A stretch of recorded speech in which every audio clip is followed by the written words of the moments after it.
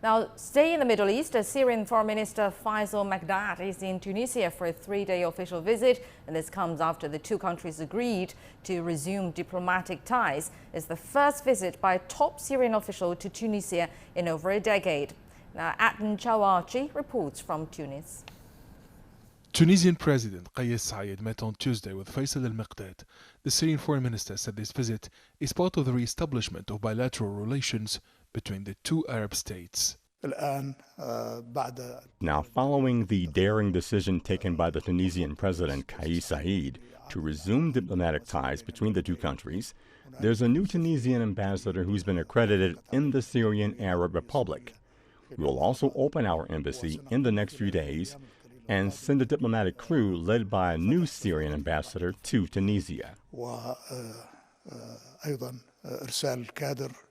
In December 2011, Tunisia hosted the first Congress of the Syrian National Council, which brought together the majority of political currents in Syria opposing President Bashar al-Assad.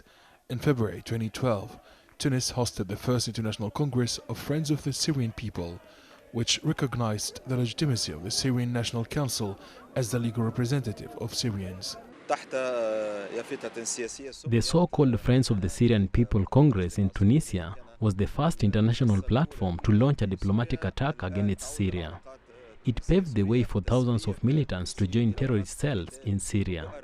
The resumption of diplomatic ties will increase the security cooperation to determine who planned and financed the operation of sending young Tunisians to fight in Syria. Dozens of Tunisian political parties, associations and civil society organizations have been protesting since 2012.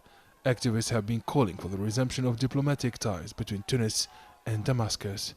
Tunisians have welcomed the visit of the Syrian official. We are happy to resume diplomatic ties with Syria. Cutting ties with Syria was a mistake committed by a former president against the will of the Tunisian people.